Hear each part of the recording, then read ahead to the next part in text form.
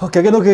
Toi, je sais, t'aimes bien les jeux Disney. Bah, il y a ce jeu, c'est Disney Jeux d'action. Disney présente Hercule. Alors, il s'appelle comme ça en français, mais en vrai, en anglais, c'est Disney Hercule. Parce que tu sais, c'est sur la légende de Hercule. Comme d'habitude, Vincent vient nous demander de rejouer à Disney Jeux d'action présente Disney Hercule. Et comme d'habitude, Kagano est obligé de subir son discours. Heureusement aujourd'hui, la donne a changé. C'est à mon tour de choisir le jeu vidéo auquel nous allons jouer et mon choix s'est porté sur Kingdom Hearts 2. Je sais qu'il va être un peu réticent à l'idée de jouer à un jeu qui peut paraître enfantin, mais je sais qu'il va aimer. En tout cas, quoi qu'il arrive, ce sera toujours mieux que le jeu Hercule de Vincent. Les 29 dernières fois où c'était à lui de choisir, il nous a fait jouer à son jeu. Je n'ai pas pu lui dire non, il a l'air tellement passionné. Mais bon, faut qu'il comprenne que son jeu Hercule nous casse tous les couilles. T'as des contacts. Ouais. Moi, je te... Voilà, si tu conseilles, franchement, c'est pas mal. Bon, du coup, Wendo, est-ce que tu as choisi le jeu vidéo pour ce mois-ci ? Je me disais que justement la dernière fois on a parlé de My Teacher Futanari Oui. et c'est un jeu un peu pour les adultes et je me suis dit que ça serait sympa de replonger dans des vieux souvenirs de quand j'étais ado et c'est pour ça que j'ai choisi Kingdom Hearts 2.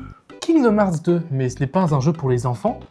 Justement, mais tu verras que c'est un jeu qui est beaucoup plus riche que ce qu'on pense et souvent on en parle un petit peu mal et je me suis dit que peut-être on pourrait en parler bien pour une fois. Eh bien, n'hésitons pas à en parler dès à présent alors.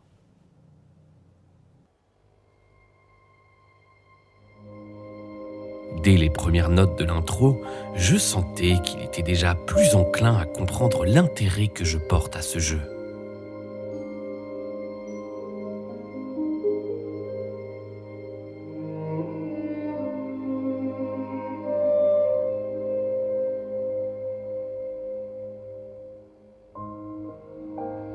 Ok, je m'attendais pas à quelque chose d'aussi mélancolique, mais bon.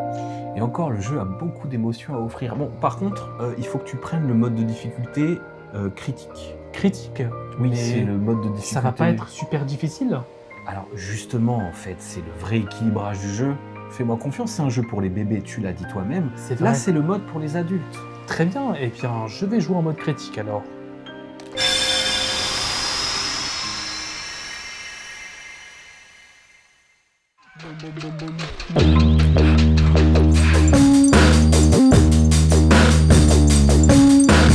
Salut les broskis. Bon, d'habitude, on se voit pas trop dans ce format, c'est normal. Ce mois-ci, pas de toon, que du flash. On va commencer par celui-ci.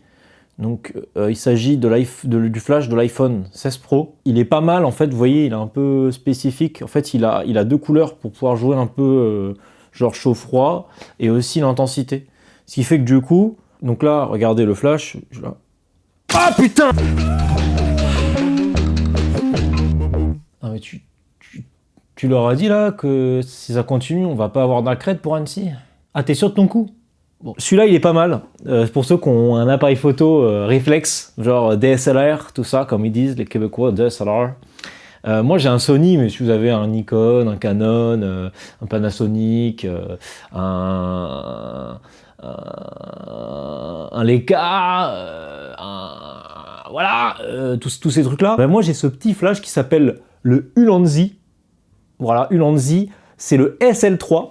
En fait, vous avez plusieurs niveaux de flash. Voilà, vous pouvez mettre flash normal et tout. Moi, je vais mettre le plus fort, je vais vous montrer ce que je le mets sur 1 sur 1. Donc, on l'allume comme ça.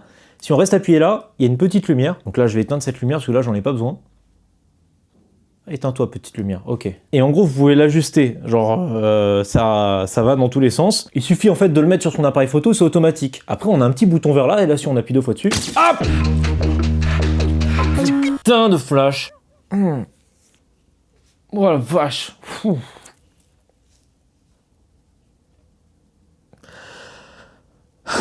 Je suis pas du tout sûr de cette vanne, putain. Ça marche pas. Non mais on peut trouver une vanne en rapport avec l'animation. Et le flash, non? On peut parler de Adobe Flash, non? Ah, ils ont arrêté, carrément. Non mais je me disais, peut-être qu'il y avait un truc à faire. Hop!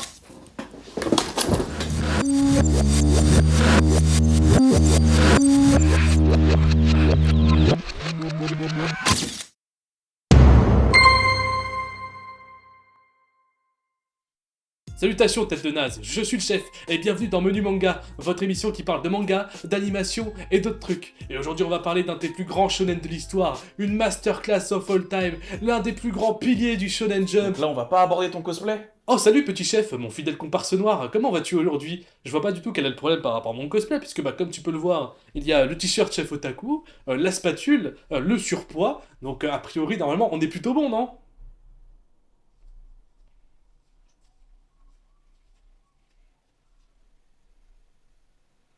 La Maison de Mickey est un shonen réalisé par Roberto Guanawe, prépublié dans le Weekly Shonen Playhouse Disney de mai 2006 à novembre 2016 et compilé en 126 épisodes. A l'instar de Bleach avec sa guerre sanglante millénaire, une suite est sortie près de 10 ans plus tard. Cette suite s'appelle La Maison de Mickey Plus et est toujours en cours de diffusion à l'heure actuelle. Ouais! Bon, si tu veux vraiment présenter un des plus gros hits de sa génération, je veux dire, c'est quand même méga connu. Eh bien pas assez à mon goût, jeune freluquet, car vois-tu, j'estime que la Maison de Mickey devrait être bien plus reconnue en tant que chef-d'œuvre qu'en tant que simple shonen, et je vais t'expliquer pourquoi, point par point. C'est vraiment pratique comme ça permet de... Laisse-moi deviner, tu vas encore parler de la puissance de Mickey, tu le fais à chaque vidéo quasiment. Oui mais d'abord, l'instant passion. C'est l'instant passion, l'instant passion. C'est l'instant passion, l'instant passion.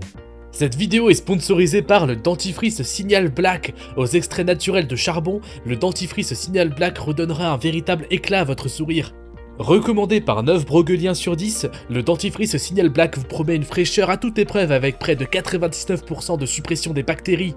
Avec le code CHEF10, obtenez 10% de réduction sur votre commande sur le site www.dentifriceisrael.co.il. Vous pourrez également appliquer le dentifrice Signal Black sur votre visage pour... C'était l'instant passion. C'était l'instant passion. La maison de Mickey raconte l'histoire de Mickey et ses amis qui vont devoir faire face à plusieurs problèmes. Ils devront les résoudre à l'aide de leur intelligence supérieure, de leur force surhumaine et des maxi-outils, un véritable arsenal de guerre pour parer à... Les gars, je viens de me chier dessus pendant le montage. Je me Chaque suis chié aventure du dessus. sujet a une morale, un message profond, une réflexion sur l'humanité, l'existence et la condition matérielle qui nous lie à notre environnement. Ouais. C'est le lot de beaucoup de shonen du genre, pourquoi la maison de Mickey ce serait meilleur que les autres? Eh bien parce que Mickey prend n'importe quel autre personnage du mangaverse en 1v1. Ça je peux te le prouver en plusieurs points. C'est tout ce qui t'intéresse? La force, la puissance? Ouais. Mickey est un personnage qui précède l'existence du genre du shonen. Autrement dit, il a plus d'expérience que n'importe quel personnage créé après lui. Né en 1928, il a traversé les âges en triomphant de tous les adversaires que l'histoire avec un grand H lui aura mis sur sa route. Mickey est ce que l'on appelle un personnage outerversal en forme de base. À hauteur quoi? En quoi? En gros, les échelles de puissance se calculent en fonction de la puissance de destruction du personnage. Pour faire simple, tu peux détruire une ville, une région, un continent, une planète, un système solaire, une galaxie tout entière, et les persos les plus puissants sont considérés comme étant outerversal, c'est-à-dire qu'ils transcendent les limites même de leur propre univers, de leur propre monde, de leur code, de comment fonctionnent les règles de l'univers, tu vois ce que je veux dire? Tu parles. Rappelle devant tout le monde que t'es Team Kid Buu dans le débat Kid Buu contre Buan, hein. Je ne te permets pas de dire des trucs comme ça, Natix. C'est privé, je te ferai dire. Ramène le fromage, ramène le fromage blanc, ramène le fromage, ramène le fromage blanc, ramène le fromage, ramène le fromage blanc, ramène le fromage. La diète n'a pas changé, 1000 grammes c'est ça le danger, ils disent que insensé. Afin d'asseoir sa dominance sur le game, le générique de la maison de Mickey montre déjà une grande partie de la puissance du personnage. Commençons par l'évidence, tous les personnages qui se basent sur la force brute pour vaincre sont inutiles face à la souris. Exit les hippos, Baki et autres Ashura, dans le générique de la maison de Mickey, ce dernier baisse un interrupteur. Selon les différents databooks, ce bouton pèserait près de 550 millions de tonnes. Avec un rapide calcul en croix pour calculer la force en newton, l'on comprend donc que Mickey a une force de poigne de plus de 5 trilliards de newtons, ce qui enterre l'intégralité des verses de shonen comme My Hero Academia, Black Clover et autres Bleach. Ouais. Ah, il pourrait toujours pas te soulever, ça, le gros lard. Mais arrête La force brute c'est bien, mais il en faut un peu plus pour battre certains maîtres en illusion. C'est pour cela que Mickey et son crew ont développé une technique similaire à l'extension de territoire de Gojo Satoru, la hot dog dance. Des pas de danse endiablés sur un air maléfique se jouent pour anéantir l'esprit des personnages, dont le mental est une clé de voûte pour la victoire. Il est dit que moins d'une seconde d'écoute impacterait même le spectateur, ce qui a fait bannir la série dans plusieurs pays. Je suis déjà sous son emprise! Je ne peux pas m'empêcher de danser! Il faut que quelqu'un nous libère. Je ne peux pas m'empêcher de danser. C'est contre ma volonté.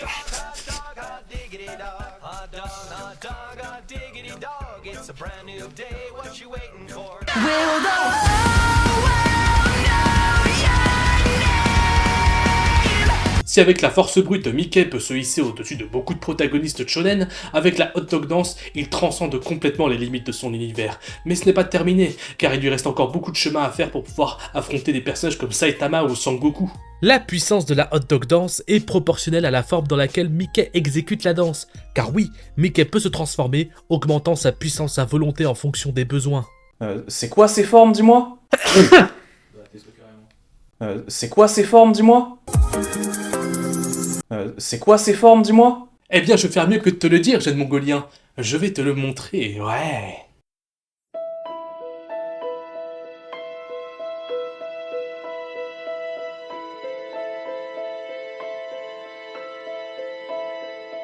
How can you see into my eyes like open doors, leading you down into my core? But I become so numb without a soul. My spirit's sleeping somewhere cold until you find a day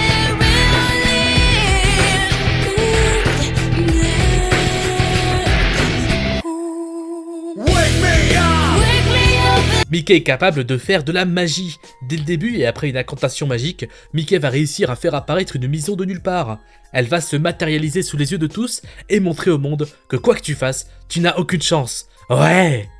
Il est aussi capable de provoquer la chance, d'altérer la balance cosmique du karma pour toujours obtenir les maxi outils qu'il veut et dont il a besoin dans son aventure. Pour moi, Mickey broie Sangoku à la bagarre. En plus de tout ceci, Mickey peut littéralement briser le quatrième mur. Il fait souvent appel aux spectateurs pour résoudre les situations, et il n'y a pas plus puissant que quelqu'un qui sait qu'il est dans une fiction et qui peut en jouer.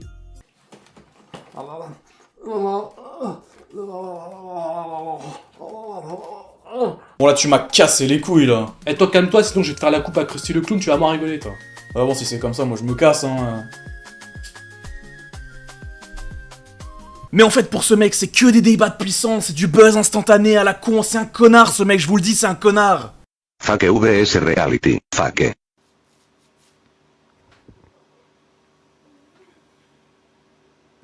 Real.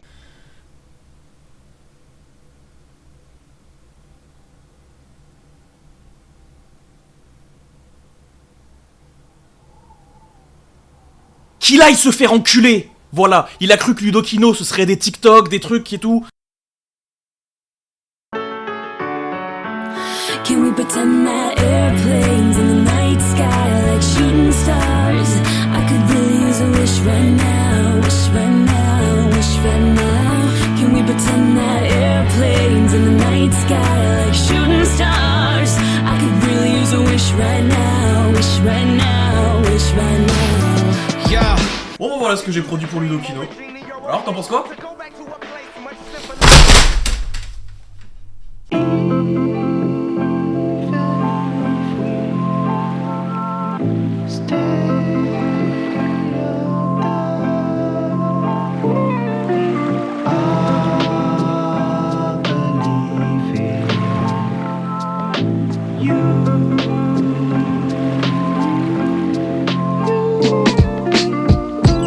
Feathers in my mind, that's how light I pull up. Brother, you decide when it's time to grow up.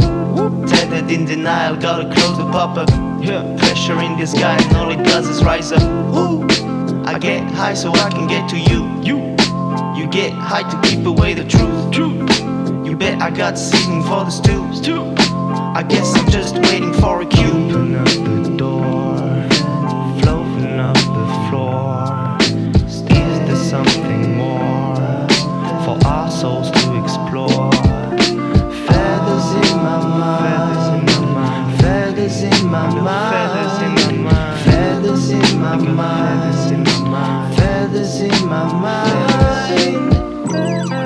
so vain. Everybody wanna make it in the history books. In reality, they don't even read history books. Yo, just kidding, what the industry cooks. Fishes in the net, fishes in the news. Oh, so vain. Everybody wanna make it in the history books. In reality, they don't even read history books. Yo, just eating what the industry cooks. Fishes in the net, fishes in the news.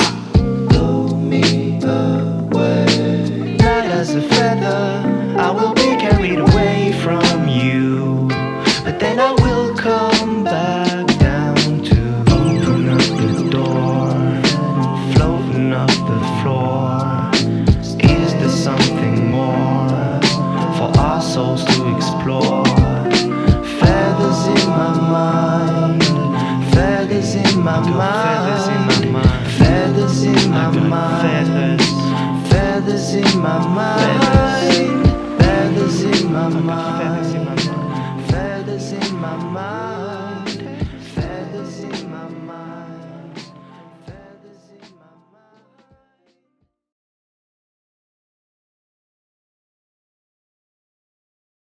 Il y a des histoires que le monde retient, et puis il y a des histoires que personne ne connaît, que personne n'a demandé qu'on raconte, et pourtant méritent d'être dites. 1998, de naissance, 5 jours d'intervalle. Quelque part en région parisienne, Est-Ouest, les archives sont classifiées. Cette année-là, la France gagne la Coupe du Monde, Metal Gear Solid sort sur PlayStation, Ocarina of Time redéfinit le jeu vidéo pour toujours. Coïncidence ? Sûrement. 11 auditeurs, des pigeons voyageurs, une guerre Est-Ouest et un clip en animation 2D qui va régler ses comptes avec la Lofi Girl. Je vais vous raconter la légende de Caligostro et Don Skellington. Eureka! I've got it! Listen, I got the recipe for loving, got no necessity for hurting. Damn, baby, I wish this magical moment be everlasting, huh? I guess I'm digging how you look. Babe, you're an angel in my book. A single glance is all it took, and now I'm shook, huh? And now I'm shook. Mais l'industrie a des yeux partout. Et très vite, les grands noms du game captent que ces deux gamins sont une menace. Trop bons, trop tôt, le mot d'ordre est simple. Blacklister Barthélemy et Juan avant qu'ils ne deviennent incontrôlables. C'est dans ce contexte tendu que Pharrell Williams et Chad Hugo, deux producteurs de Virginia Beach, fondent un nouveau groupe. Ils cherchent un nom. Chad Hugo raconte, et je cite, « On avait entendu parler de ces deux nerds, vraiment talentueux, et je me suis dit, et si on appelait notre groupe comme ça ?» Le groupe s'appellera Nerd. Pharrell, lui, n'a jamais commenté publiquement. Il sait ce qu'il a fait. Petit problème, à ce moment-là, Juan et Barthélemy ne se connaissaient pas encore. Ils n'avaient jamais parlé, jamais échangé, rien. Deux enfants de région parisienne blacklistés par l'industrie internationale, sans même le savoir, sans même se connaître. Séparément, simultanément, c'est ça qui est beau et terrible à la fois. Et pourtant, leurs deux familles reçoivent simultanément une mise en demeure. L'utilisation non autorisée de l'image de leur enfant dans le nom d'un groupe de rock-rap américain. C'est donc dans le cabinet d'un avocat du 8e arrondissement, quelque part au début des années 2000, que Barthélemy et Juan se voient pour la première fois. Deux gamins, deux familles en colère, un huissier. Et le début de quelque chose d'immense. L'affaire sera réglée à l'amiable, les détails de l'accord sont confidentiels. Mais l'affaire Nerd laisse déjà des traces. Deux gamins de région parisienne déjà blacklistés par l'industrie internationale, déjà impliqués dans un litige transatlantique, et tout ça avant même d'avoir perdu leurs dents de lait. Le monde de la musique les a déçus, ils tournent la page. Ce qui suit est une liste non exhaustive de leurs activités entre 2001 et 2004. On insiste sur le non exhaustif. Mission humanitaire à Haïti, les détails de cette mission restent flous. Les ONG contactées n'ont pas répondu à nos sollicitations. Trafic d'organes humains en Europe de l'Est. Cette période est encore sous embargo journalistique. On n'en dira pas plus, on n'en dira pas moins non plus. Élaboration d'un remède contre le zona, vente du dit remède à plusieurs multinationales pharmaceutiques pour des sommes que leurs avocats nous ont formellement demandé de ne pas divulguer. Ce qu'on peut dire, c'était pas rien. Réinvestissement immédiat et intégral dans ses revenus dans le Zune de Microsoft. Le Zune, le lecteur MP3 de Microsoft, Juan défend encore ce choix aujourd'hui. On le respecte pour ça. Et puis 2004, Athènes, les Jeux Olympiques. En plein match de hockey sur gazon, depuis les gradins, Barthélemy et Juan installent deux ordinateurs portables, branchent un câble Ethernet de 40 mètres et organisent une LAN party improvisée sur Warcraft 3. Les agents de sécurité ne comprennent pas ce qu'ils voient, les commentateurs non plus. Le public applaudit quand même. Personne ne sait pourquoi. Dans les gradins ce jour-là, il y a des représentants de Blizzard Entertainment. Ils sont là pour le hockey sur gazon, ils repartent avec une idée. Cette idée s'appellera World of Warcraft. Sorti en novembre 2004, 100 millions de joueurs, le plus gros crunch de l'histoire de l'industrie du jeu vidéo, des vies brisées, des familles disloquées, des nuits blanches à n'en plus finir. Barthélemy et Juan dormiront bien cette nuit-là. Ils ont 7 ans. Puis vient le grand silence. Entre 2004 et ce qu'on va appeler l'ère Madness, on perd littéralement leurs traces. Les archives sont vides, les témoins sont muets, les ONG contactés n'ont toujours pas répondu, on sait seulement ce qui s'est passé dehors. Paris, quelque part dans les années 2010, bascule dans le chaos. Une guerre éclate, pas une guerre comme les autres, pas de tranchées, pas de traités, pas de discours à l'ONU. Une guerre entre automobilistes et cyclistes. Une guerre longue, brutale, sans merci. Et comme toute grande guerre, elle redessine les frontières. Paris est coupé en deux, l'Est d'un côté, l'Ouest de l'autre. Le 93 et le 78 ne peuvent plus communiquer. Un confinement est établi, des couvre-feux sont instaurés, les pistes cyclables deviennent des lignes de front. C'est la guerre froide, mais avec des Vélib'. Dans ce contexte de désolation absolue, quelque chose se réveille chez nos deux protagonistes. La solitude, l'ennui. Et ce truc qu'on n'arrive jamais vraiment à tuer, l'envie de faire de la musique. Don Skellington reprend les prods, les beats s'accumulent sur son disque dur, des heures, des nuits, des semaines, il faut les envoyer à Caligosto. Mais comment ? Les routes sont coupées, les ponts sont surveillés, et surtout, il n'y a pas encore la fibre en région parisienne. En 2010, en région parisienne, Juan va passer des semaines à élaborer le stratagème parfait. On ne connaît pas tous les détails de l'opération, certains documents sont encore classifiés. Ce que l'on sait, c'est que les prods voyageaient par pigeons voyageurs. Une clé USB accrochée à chaque patte, des dizaines de pigeons, des dizaines de clés USB, un réseau logistique d'une précision chirurgicale opéré depuis un appartement du 78, à une époque sans fibre, sans 4G stable, sans rien. Certains pigeons ne sont jamais arrivés à destination. De l'autre côté du périph', Bart reçoit enfin les prods, il ouvre son ordinateur, Windows XP. Le son de démarrage retentit dans son appartement vide. Miskin. Mais Barthélemy n'est pas seul, il a la guerre, il a le confinement, il a les pistes cyclables en feu, les pigeons disparus, la DSL qui rame, et toute la folie d'un monde qui s'effondre derrière sa fenêtre. Il y a quelque chose que personne ne peut lui enlever, du temps. Et tout ça, la guerre Est-Ouest, l'exil, les organes, les JO d'Athènes, le Zune, les pigeons voyageurs, Windows XP, tout ça se retrouve dans ces textes, compressés, distillés, transformés en quelque chose d'autre. Ce projet, il n'y avait qu'un seul nom possible. Madness. Octobre 2024, 5 titres. Le monde allait enfin les entendre. On raconte que Up on This Avenue, l'un des 5 titres de l'EP, est directement inspiré d'anecdotes et de faits divers qui se sont déroulés dans son immeuble. Les voisins, les couloirs, les boîtes aux lettres fracturées, ce qu'on entend à travers les murs la nuit, des choses qu'on entend. Des choses qu'on préférerait ne pas entendre. Barthélemy n'a jamais confirmé. Barthélemy n'a jamais démenti. Il a juste regardé la caméra. Longtemps. Ses voisins, eux, n'ont pas écouté l'EP. Ils sont peut-être morts. On n'a pas pu les joindre pour vérifier. La réception de Madness. 10 personnes écoutent le projet. 10. On va prendre un moment pour laisser ce chiffre exister. 10. Elles le trouvent très bien. 60% d'entre elles sont des membres de leurs familles respectives. Ce qui signifie, et on a fait le calcul, que 6 auditeurs sur 10 sont liés à Caligosto ou Don Skellington par des liens du sang. Les 4 autres restent non identifiés à ce jour. Leurs mamans, notamment, sont très enthousiastes. Elles trouvent ça vraiment bien. Mais c'est quand même un peu violent par endroits. Un peu trop. Elles auraient peut-être préféré quelque chose de plus doux, de plus accessible, quelque chose qu'elles pourraient mettre dans la voiture. Barthélemy et Juan encaissent le retour. Ils réfléchissent, ils pèsent le pour et le contre. Ils pensent à DJ Première, ils pensent à Madlib, ils pensent à tout ce qu'ils ont construit. Les pigeons, les organes, le Zune, les JO d'Athènes, tout ce chemin. Puis ils pensent à leur maman. La décision est prise. Le prochain projet sera plus accessible, plus doux, plus grand public. L'intégrité artistique aura duré exactement en EP. Cela vient de l'amertume de la réception de Madness, dans une interview qu'on n'a pas vraiment eue avec lui, mais dont on respecte l'esprit.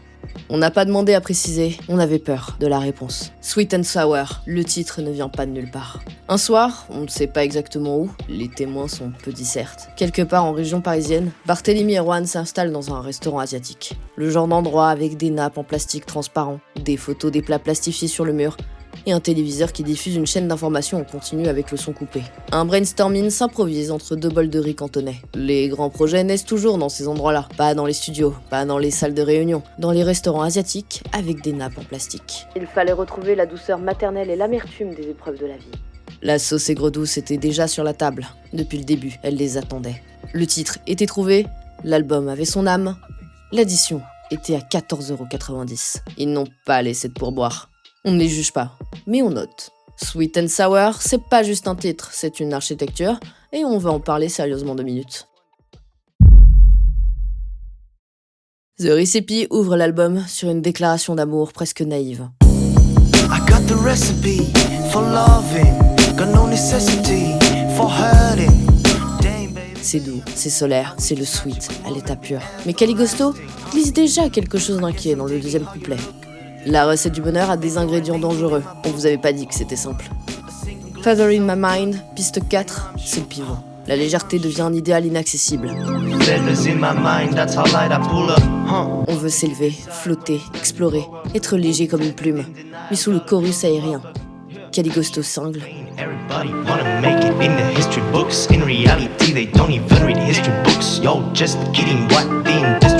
Les gens veulent la gloire, ils consomment ce qu'on leur donne. Fishes in the net, c'est dit calmement, dit proprement. C'est dit une fois et ça reste. Et puis Quad A arrive, et là le masque tombe complètement. Oui, c'est eux, c'est leur propre géographie. La guerre froide entre le 93 et le 78, elle n'est jamais vraiment finie.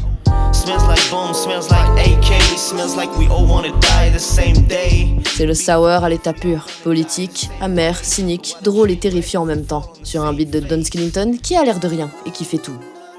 Et l'album se termine sur Touch Grass. Après tout ça, l'amour fragile, la légèreté impossible, le monde en feu, la conclusion de Caligosto et Don Skellington, c'est sors de chez toi. Et c'est libérateur. Parce que si personne te regarde vraiment, le monde t'appartient. C'est peut-être la chose la plus douce que quelqu'un ait dite cette année. Tout l'album est une question de ce qu'on ingère, de ce qu'on digère, de ce qui nous nourrit vraiment.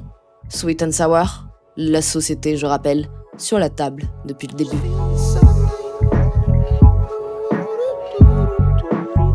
Ils n'ont toujours pas laissé de pourboire. Mais avant de parler des chiffres, il y a The Recipe, le clip.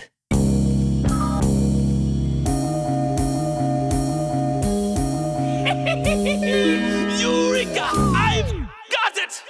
Juan et Barthélemy décident de marquer la sortie de Sweet and Sour avec un visuel. Le concept, une recette de cuisine, en live, filmée, avec des références à leur univers glissé entre chaque étape de préparation. C'est drôle, c'est malin, c'est eux. On ne comprend pas entièrement ce qu'ils cuisinent, mais on reste jusqu'à la fin. Et c'est ça qui compte.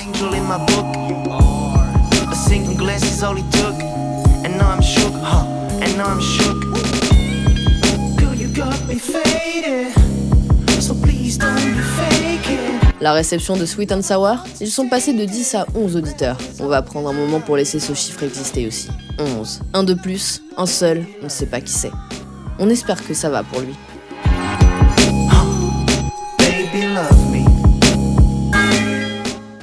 Leurs mamans, elles, ont une opinion. Leurs mamans ont toujours une opinion.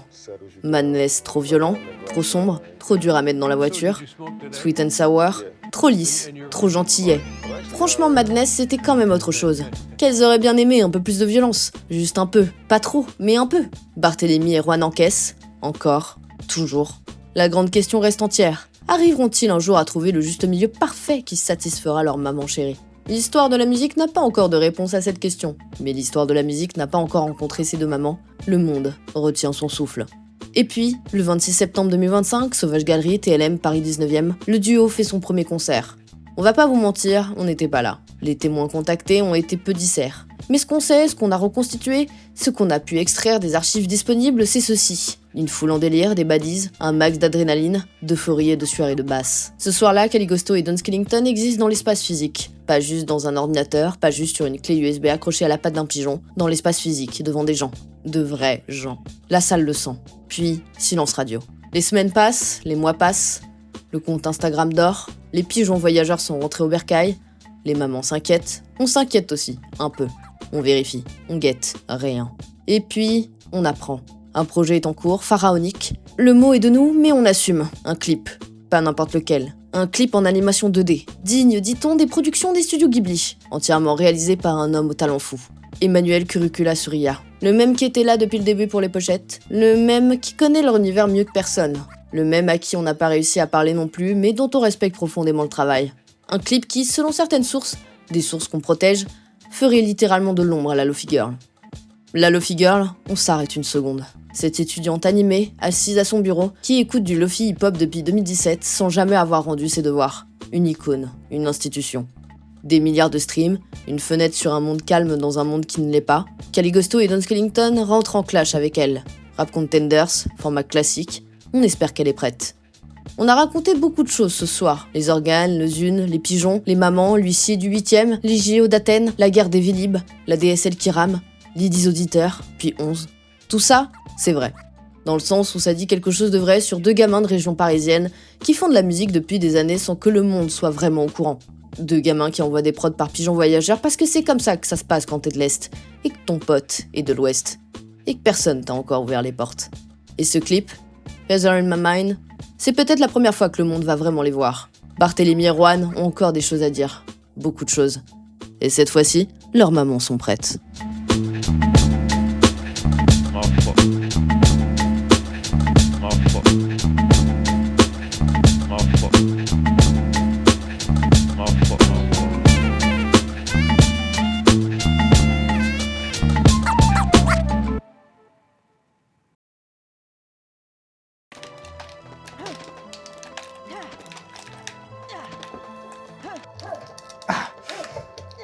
Bon sang, qu'est-ce que le jeu est difficile en mode critique. J'arrive pas à vaincre cet ennemi qui est à mes pieds. Mais c'est juste l'introduction, Kagano, il faut avancer. Je sais, mais... Je ne pensais pas que ce serait aussi compliqué de jouer. Bon, écoute, je vais aller chercher un truc à boire à la cuisine, je reviens. Très bien.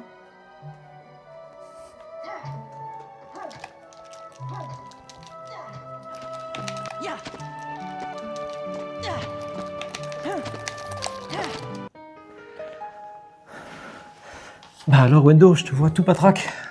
Qu'est-ce qui se passe? Kagano est en train de galérer sur la difficulté la plus dure du jeu, le mode critique, mais il est obligé d'en passer par là. Parce que c'est le vrai mode de difficulté du jeu, parce que c'est le vrai équilibrage de la version Final Mix qui était sortie après.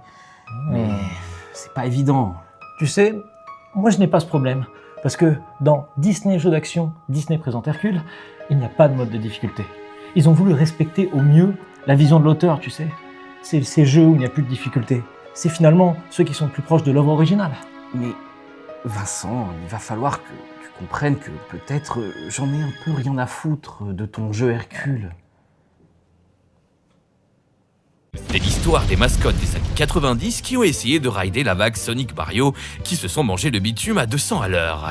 Les perdants magnifiques, les losers, les has-been qui n'ont pas eu le temps d'être des has-been. Aujourd'hui, on va parler de 5 personnages de jeux vidéo que personne ne connaît, que personne ne veut connaître, et que moi j'adore pour des raisons que même mon psy ne comprend pas. Attachez vos ceintures, on plonge dans l'oubli. 5 mascottes de jeux vidéo que tout le monde a oubliées. Aero the Acrobat. Aero the Acrobat. Quelqu'un dans une salle de réunion de 1993 a dit cette phrase à voix haute, les autres ont hoché la tête et personne n'a ri. C'est ça le vrai mystère de ce jeu. Alors Aero, c'est une chauve-souris. Elle travaille dans un cirque. Son ennemi s'appelle Edgar Hector, un méchant qui veut détruire tous les cirques du monde parce que il déteste les cirques. Voilà, c'est le lore. C'est tout le lore. Le jeu est sorti sur Super Nintendo et Mega Drive en 1993, développé par Iguana Entertainment. Oui, les mêmes gars qui ont fait des portages de Mortal Kombat. Et franchement, le jeu est pas nul. Il est même plutôt bien. Les niveaux sont variés, les contrôles sont corrects. Aero peut planer, faire des pirouettes et lancer des étoiles. Le problème, c'est que le jeu est sorti la même année qu'un certain classique de la Mega Drive et un autre de la Super Nintendo. C'est comme ouvrir un restaurant de cuisine française un soir où Philippe Etchebest propose un menu à 5 €. Aero a eu 2 jeux. Une suite en 1993, et puis plus rien. Il a disparu, fin de l'histoire. Rideau. Allez, on applaudit quand même. Maintenant, on va parler d'un canard. Cyborg, avec un œil laser qui voyage dans le temps. Voici Socket, ou Time Dominator au Japon, parce que les Japonais avaient décidé de lui donner un nom cool. Les Occidentaux, eux, ont décidé de l'appeler Socket. comme une prise électrique. Et non, pas comme les chaussettes. Ce jeu a été fait par Vic Tokai en 1992 pour la Mega Drive, et c'est possiblement l'idée la plus délirante de toute la décennie. Le méchant, c'est un ordinateur géant qui a pris le contrôle du temps, comme ça le mardi, et Socket doit traverser différentes époques pour le battre. Le gameplay, c'est un platformer assez classique, faisant penser à ce classique de la Mega Drive, mais Socket peut utiliser son œil électrique pour attaquer, ce qui est objectivement la chose la plus stylée qu'on peut demander à un canard. Pourquoi est-ce que Socket est oublié? Probablement parce que personne n'a su comment marketer Canard Cyborg Voyageur du Temps à des enfants de 8 ans en 1992. Et vous savez quoi? C'est la société qui a tort, pas Socket.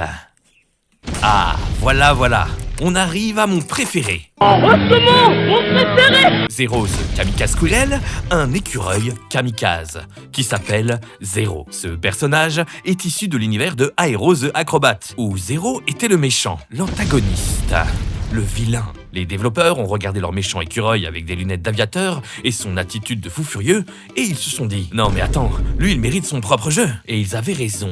Zero est sorti en 1994 sur Super Nintendo et Mega Drive. Il peut voler avec ses lunettes, il fait du kung-fu, il balance des shurikens. Il est officiellement plus stylé que 90% des protagonistes de jeux vidéo de son époque, mais moins stylé que le héros issu de ce classique de la Mega Drive. L'histoire, c'est que Zero doit sauver une forêt contre un méchant bûcheron. C'est écolo avant l'heure. Zero the Kamikaze Squirrel était woke en 1994. Réfléchissez à ça. Le jeu est court, assez difficile et complètement inconnu. Si vous croisez quelqu'un dans la rue qui connaît Zero the Kamikaze Squirrel, épousez cette personne. C'est la bonne.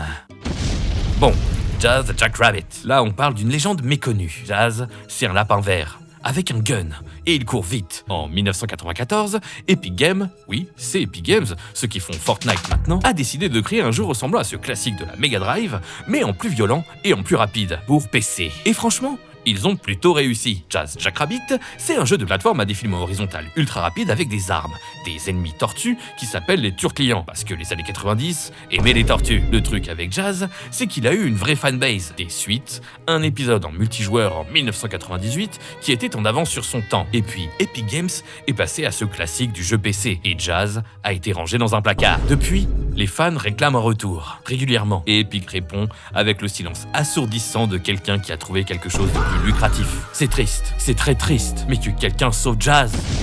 On termine avec lui, le grand, l'incompris, l'élu.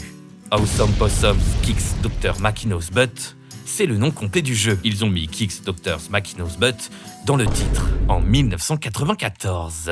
Awesome Possum, c'est la réponse d'un éditeur à une question que personne n'avait posée. La question était, et si on faisait un jeu écologiste avec un opossum qui parle? Parce qu'Awesome Possum, il parle. Il dit des trucs sur l'environnement entre les niveaux. À vous, l'enfant de 9 ans, qui tient sa manette. Merci Awesome Possum. Je vais pouvoir jouer à un jeu de plateforme, et toi tu m'apprends à trier mes déchets. Le gameplay est présent, il existe. Il y a une plateforme et Awesome Possum saute dessus. Les critiques de l'époque ont été brutales et la presse a donné des notes catastrophiques. Est-ce que c'est un bon jeu? Non. Est-ce qu'Awesome Possum est un personnage attachant? Absolument pas. Est-ce qu'il méritait mieux? Probablement pas non plus. Mais il est là, dans cette vidéo, et c'est déjà ça.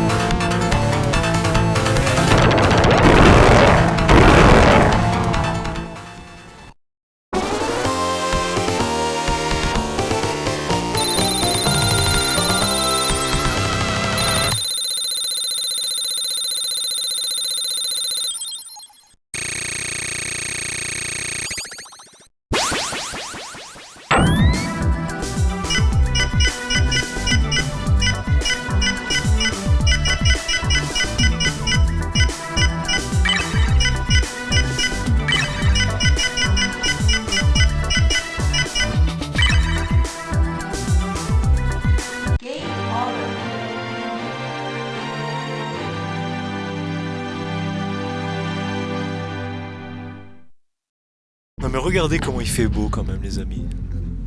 Regardez. C'est pas si sympa quand même. Alors les amis, aujourd'hui, on va parler d'un objet qui a marqué toute une génération. Voilà. Alors. Ok. Alors, je crois qu'elle a déjà été déballée. Tu l'as eu où la tablette? Bien sûr, j'ai essayé de prendre une photo avec. C'est tout ce que j'ai à dire. Et pareil pour ce qu'il en est de la vidéo. Hein, vous voyez, la qualité, c'est pas super. Et ne parlons pas de cette caméra frontale qui est catastrophique. Alors, sur cette tablette, les tests ont été assez conclusifs. Donc si on regarde le hardware de plus près, la puce Cortex A17, c'est une architecture qui date de 2011.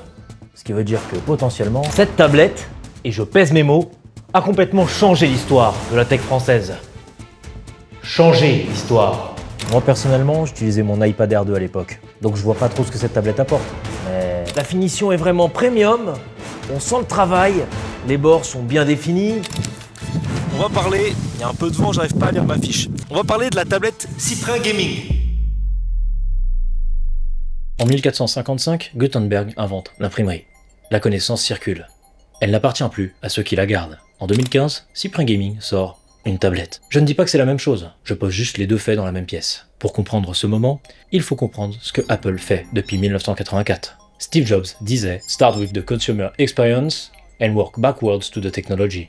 I've made this mistake probably more than anybody else in this room. Commencer par l'expérience client, puis adapter la technologie en conséquence. Cyprien Gaming a fait l'inverse. Ils ont travaillé backwards, vers une boîte. Baudrillard l'écrit en 1970. La consommation est un système de signes. T'as la tablette Cyprien Gaming? Ce n'est pas une question technique, c'est une question d'existence. Heidegger parlait du Dasein, l'être là, l'existence comme présence au monde. À 9 ans, en 2015, le Dasein, c'était la cour de récré. Et la tablette Cyprien Gaming, c'était la preuve que tu existais dedans. Apple vend de la certitude. Thomson a vendu de l'appartenance. Cette tablette, on dit qu'elle a inspiré Roth à lancer le surnaturel R500 l'année qui suit. Je ne sais pas si c'est vrai, mais je comprends le lien. La différence, c'est que la certitude, elle se ressent à l'allumage. Coucou les amis. Ok. Oh, ils ont pensé à tout. Ils ont même changé le bootloader. C'est-à-dire que là, au lieu d'avoir le logo Android, on a Cyprien Gaming. Ils sont forts quand même. L'appartenance, elle se ressent dans la cour. Alors, qu'est-ce que la tablette Cyprien Gaming nous dit de nous? Elle nous dit qu'on a besoin de croire en quelque chose. Thomson avait besoin d'écouler du stock. Cyprien avait besoin de monétiser une audience. Les enfants de 2015 avaient besoin d'appartenir à quelque chose. Ces trois besoins se sont rencontrés dans un rayon but, à 99 €. Aristote disait que l'homme est un animal politique, un animal qui ne peut pas rester seul. La tablette Cyprien Gaming, c'est de l'Aristote, à 99 €. Est-ce que c'est une critique? Non, c'est un constat. Nous sommes tous, à un moment, l'enfant qui veut la boîte avec le logo. C'était Vincenzo Puff pour Arcatech. Il y avait aussi Squeezie sur cette chaîne. Je tenais à le mentionner. Il parle un peu comme Chirac en fait. Oh, on est rentré. Bienvenue.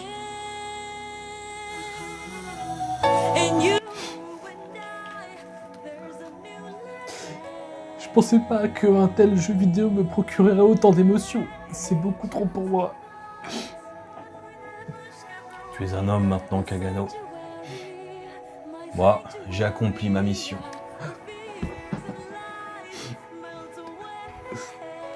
Mais pleure pas, Bébou. Tiens. Merci Vincent, ça me fait vraiment plaisir que tu penses à moi. J'ai un meilleur jeu pour toi si tu veux. C'est Disney Jeux d'Action, Disney présente Hercule. Ah, merci. Je pense que je vais y jouer après Kingdom Hearts 2, ça a l'air d'être un jeu qui est bien aussi. Ouais. En plus, t'as extrêmement adoré les moments avec le Colisée, non? Ouais, c'était mes parties préférées dans Kingdom Hearts 2. Donc j'ai hâte de refaire pareil dans Disney Jeux d'Action, Disney présente Hercule. Ah super.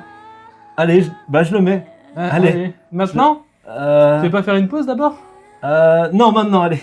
Ok. Bienvenue dans Tokukino, votre émission mensuelle qui parle de monstres en latex et de héros en spandex. Ce rendez-vous incontournable des fans de super-héros japonais revient une nouvelle fois avec un programme très chargé. Alors n'attendons plus et jetons-nous tout de suite dans les news du mois. On commence tout de suite avec Gaban Infinity, la nouvelle série de la Toei qui relance la franchise Metal Hero qui s'était arrêtée depuis 1999. Diffusée le 15 janvier 2026 au rythme de 1 épisode par semaine, elle doit au moins en être à 6 épisodes maintenant. Une autre news qui a beaucoup fait parler dans le petit monde du toku, c'est l'arrivée du nouveau trailer pour Agito Super Power War qui sortira en avril. Le trailer est rempli de clins d'œil et de morceaux d'intrigue qui sautent aux yeux de quiconque ayant vu Kamen Rider Agito. Mais j'aurais du mal à en dire plus, j'ai pas vu la série. Après avoir fait un tour en profondeur des franchises de la Toei, il est logique d'aller s'intéresser à la concurrence, plus précisément au géant de Tsuburaya Productions. Et oui, si comme nous vous aimez Ultraman, vous êtes sans doute très pressé d'attendre des nouvelles du fameux Ultraman Théo. Ok, rassurez-vous, au sein de la rédac, on a bien regardé partout, et on peut affirmer qu'on ne sait rien, et qu'il n'y a eu aucun leak, et qu'il faudra penser à modifier modifier le script si ça change entre-temps, d'accord. Ensuite, Godzilla. Oui, bien sûr, Godzilla. Godzilla, Minus Zero est toujours prévu. Attends, il y a écrit, j'ai pas envie d'en parler. Et après, il y a écrit, voir si on peut pas encore milk une info sur la fin du Super Sentai. Et après, il y a plus rien d'écrit. Wesh! Attends, il s'est passé quoi avec les news? D'habitude, c'est Réo et il fait du bon taf. Ouais, mais en fait, c'est pas Réo qui fait les news. C'est pas Réo? En fait, ce mois-ci, c'est pas Réo. C'est pas Réo? C'est pas Réo. C'est pas Réo? C'est pas Réo. C'est pas Réo? C'est pas Réo. Mais c'est qui alors? C'est Serpent. Enfin, je crois. Serpent. Serpent. Serpent. Serpent. Serpent. Serpent. Serpent. Serpent. Ok. Et donc Serpent, il a fait les news? En fait, non. Parce qu'en fait, il me dit, ça le fait chier, qu'il a la flemme. Il a la flemme? Qu'il a la flemme. Il a la flemme? Ouais, et genre, au pire, on fait pas les news, tant pis. Mais il m'emmerde, moi j'y connais rien de leur truc là, de Power Rangers et tout. Comment je vais faire tout seul? Ouais, il me dit que de toute façon, c'est le 1er avril, c'est relax. Et les gens, ils ont déjà Blue Sky pour avoir les infos, donc... Non mais attends. Donc là, t'es en train de me dire que les gens vont sur Blue Sky pour... Mais attends, mais qui va sur Blue Sky? Les gens. Mais quels gens? Les gens. Mais quels gens? Les gens. Mais quels gens? Les gens sur Blue Sky. Mais ils ont fait un truc au moins? Ouais, en plus, je crois qu'il va y avoir un lexique. Un lexique? Ouais, un lexique. Un lexique? Ouais, un lexique. Un lexique? Un lexique. Un lexique? Un lexique. Et Réo, il va parler d'une console de jeu. Ok, ça c'est bien. Puis après, il y a Serpent, il doit parler d'un film japonais, genre... bien dans le thème. Ah ok. Bon on passe à la suite. On passe à la suite? On passe à la suite? On passe à la suite? On passe à la suite? On passe à la suite? On passe à la suite? On passe à la suite? On passe à la suite? On passe à la suite? On passe à la suite?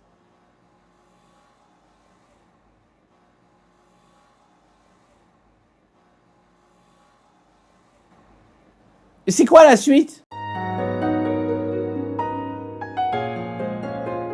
Bienvenue dans le lexique du toku. Vous êtes nouveau? Vous ne connaissez rien au tokusatsu, mais vous êtes curieux? Retenir tous ces mots japonais vous met dans un état de panique? Pas d'inquiétude. Le précédent lexique était particulièrement chargé, et nous y abordions la figure du kaiju, créature emblématique d'un genre tout aussi mouse. Mais aujourd'hui, on vous propose un format plus court, avec, on l'espère, un nouveau terme qui vous permettra de briller dans les dîners mondains d'amateurs de tokusatsu, si tant est que ça existe. Et maintenant, sans plus attendre, le mot du jour est... Ok.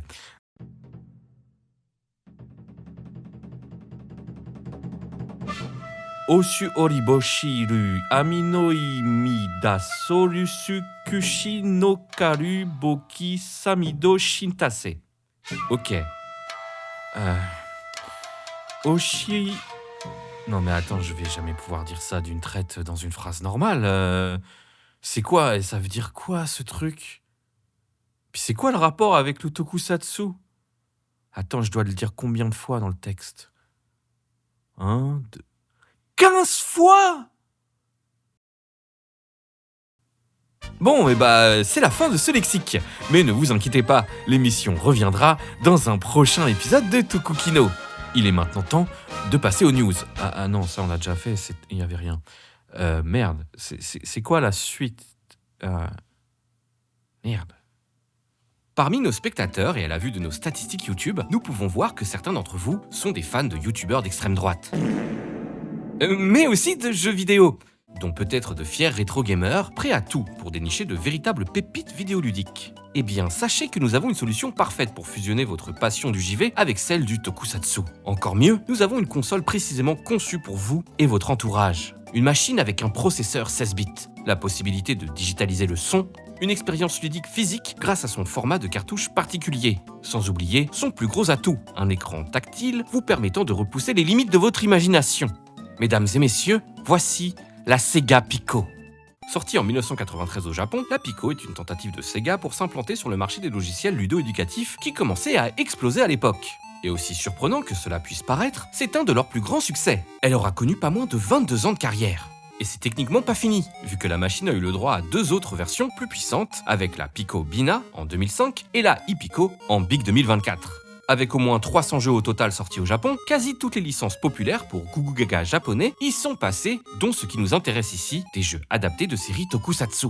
La question n'est pas de savoir qui est sur la Sega Pico, mais plutôt de savoir qui n'est pas sur la Sega Pico. Nous avons du Super Sentai, du Kamen Rider, du Ultraman, du Godzilla, et même des séries qui ont eu l'honneur d'avoir une adaptation exclusive, comme par exemple B-Fighter Kabuto, les Beetleborgs là, ou encore Chuko Senshi Jangerion, je ne savais même pas que cette série existait. Aucune console ne peut rivaliser avec autant de jeux adaptés du toku dans son catalogue. Pour être honnête, la plupart des jeux se ressemblent pas mal, avec souvent les mêmes séquences. Des phases en véhicule, des phases dans des labyrinthes, des phases de shoot, et quelquefois quand même des phases de baston, où l'on affronte un monstre. Et parfois, car c'est la proposition à la base, des mini-jeux éducatifs pour apprendre en s'amusant.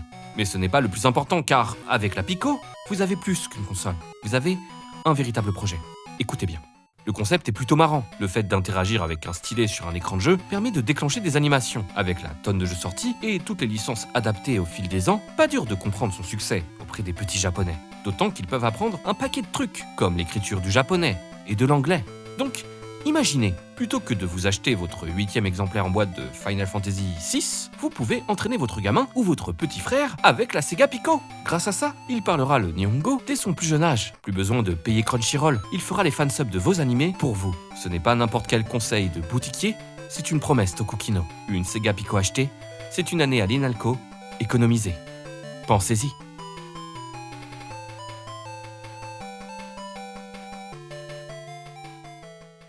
Rappelez-vous, il y a de ça quelques mois dans Tokukino, on vous avait parlé de Thunderbolt Fantasy, ce tokusatsu de marionnettes taïwanais écrit par l'américain Gain Urobuchi, sur des poupées chevaliers qui vivent des aventures fantastiques. Si cette série n'est pas la seule production étrangère au Japon à jouer à la poupée, on pensera à Bomber X, vous vous souvenez peut-être qu'on a expliqué que la série chinoise s'inscrit dans tout un héritage de la série de marionnettes nippone dont on va vous parler aujourd'hui.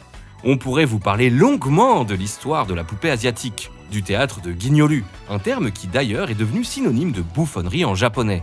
On pensera à une émission locale, Télébi Yunsu, no Guignolu, tournant au ridicule la scène politique japonaise. Mangez des pommes! On pourrait aussi longuement parler de Osu Furanku et de Onsen Jimu, qui au sein de la Onsen Zaibatsu ont conçu les légendaires Mupetsu, dont les héros Kaamitu, Biggu Bahada ou Gonzo sont des icônes de l'enfance nippone, au même titre que les kaiju Kazimiru et Poluksu. Nous allons surtout nous attarder aujourd'hui sur un couple de créateurs souvent oubliés quand on parle de marionnettes. Je parle bien sûr de Handa-san Shiruba et de son mari Handa-san Geri. Shiruba était une autrice, une seiyuu et une costumière de renom qui, avec son mari producteur et réalisateur, a amené sur la télévision japonaise un nombre affolant de séries télévisées sur des poupées, vivant des aventures généralement dans un monde futuriste, où nos héros vont affronter des criminels de grande envergure, parfois au pouvoir surnaturel. Leur style est très facilement identifiable. On reconnaîtrait ces marionnettes entre mille. Quand on sait le travail ahurissant que ça demande de ne faire ne serait-ce qu'un seul épisode, on ne peut qu'être épaté par la liste longue comme le bras de leurs travaux. Foru Feza Foru, Supaka, Fireballu XL5, Joey Kyuju, et là on n'a pas quitté les années 60, hein. Le tout avec des films dérivés. Vraiment un boulot monstre. Leur série la plus connue est sans aucun doute Sansabatsu, connue chez nous sous le nom de Les Sentinelles de l'air. Et oui, c'est eux derrière la mythique Lady Penelope. On doit au couple Handa-san le procédé Super Mario Nation. Non. où les marionnettes sont manipulées par des câbles métalliques très fins qui permettent non seulement de faire le marionnettiste, mais aussi d'actionner électriquement des composants électriques dans les poupées, leur permettant d'effectuer des actions complexes, mais aussi d'avoir une bonne synchro labiale avec le dialogue préenregistré des seiyuu. Si on vous a parlé du travail des Handa-san, c'est pour vous recommander un film de 2004 qui réutilise toutes leurs techniques un peu passées de mode pour en faire une parodie bien marrante. Nous parlons bien sûr de Timu America Warudo no Polissu.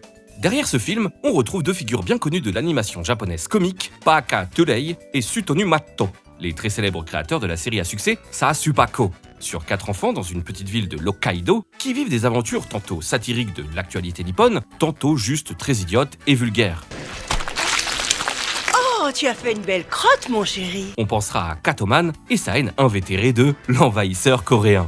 Alors que la Timu America, un groupe paramilitaire chargé de faire la police du monde, vient d'arrêter un groupe terroriste à Paris, l'un d'entre eux, Joe, succombe dans la bataille. Il faut le remplacer car le temps presse. Kim Jong-il, le dirigeant de la Corée du Nord, commence à mettre en place un plan des plus démoniaques. Est alors recruté un acteur, Johnson Gali, pour mettre en échec le terrible dictateur. Le film est très amusant. Si vous êtes fan de Saasupako et de son humour corrosif et bas du front, typiquement japonais, le film est pour vous. Le mec qui bouffe le cul d'une pute, elle arrive derrière, il défouraille, il lui met un doigt dans le cul. Toutes les blagues les plus border et les plus cracra sont sur la table. Entre une comédie musicale sur le sida, du vomi, de l'humour burlesque qui a tendance à faire mouche, le film n'hésite pas à jouer bas du front pour son public. Derrière ça, on y trouve aussi le portrait satirique d'une Amérique dépeinte à travers les yeux japonais de ses auteurs. Le pays affirme être le gendarme du monde. On y dépeint l'industrie du divertissement comme un attroupement d'idiots faussement engagés et complètement cons. Avec une apparition d'un personnage inspiré de l'acteur Daimon Matsu, en débile profond, on comprend pas trop le rapport, mais ok.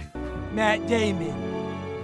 Si le fond du film est potache et gentiment satirique, la forme, elle, par contre, envoie de tarter.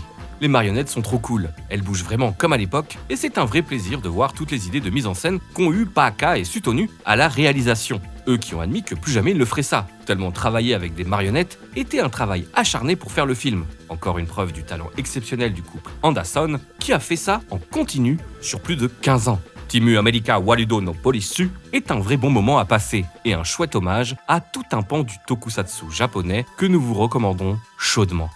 Bon alors, Orvan, c'est rigolo et c'est bien foutu et tout, mais c'est raciste de fou, et c'est impérialiste de fou, et voilà, enfin, de toute façon, c'est blague et tout, enfin, ça capté. Donne-nous le signal, tu te souviens du signal?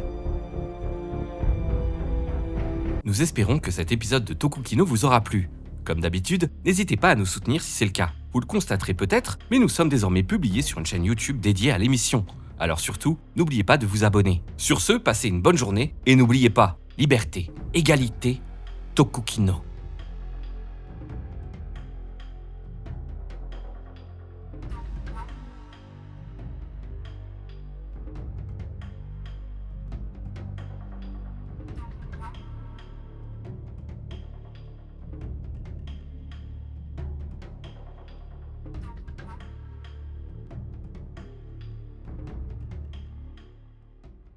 Alors moi, s'il y a bien un jeu que j'aime bien avant toute chose, genre vraiment, je trouve que c'est le masterpiece. C'est comment on dit déjà, l'absolu... Ah, faut pas que je le dise maintenant. Enfin, le masterpiece, du coup, c'est Disney, jeu d'action, Disney présente Hercule. Pour moi, c'est un jeu qui a tout révolutionné. C'est-à-dire qu'en termes de jeu à licence, il n'y a pas mieux.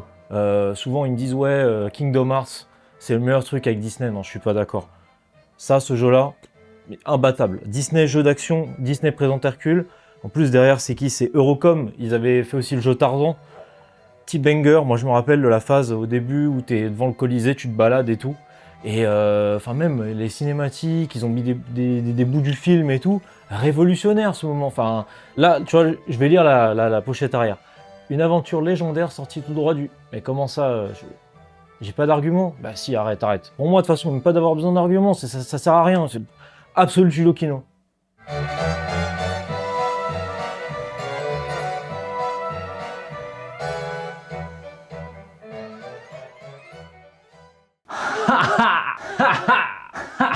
Bon les broskis, comment ça se passe hein?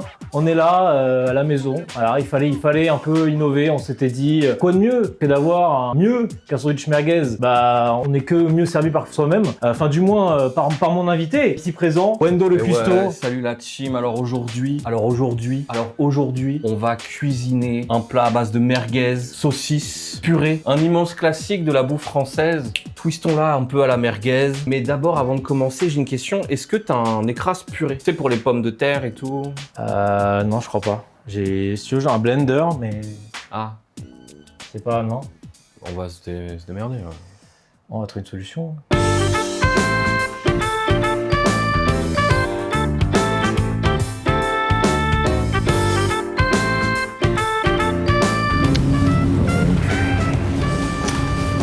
Mousseline ou je prends la Carrefour? Je sais pas qui est plein de tubes non plus.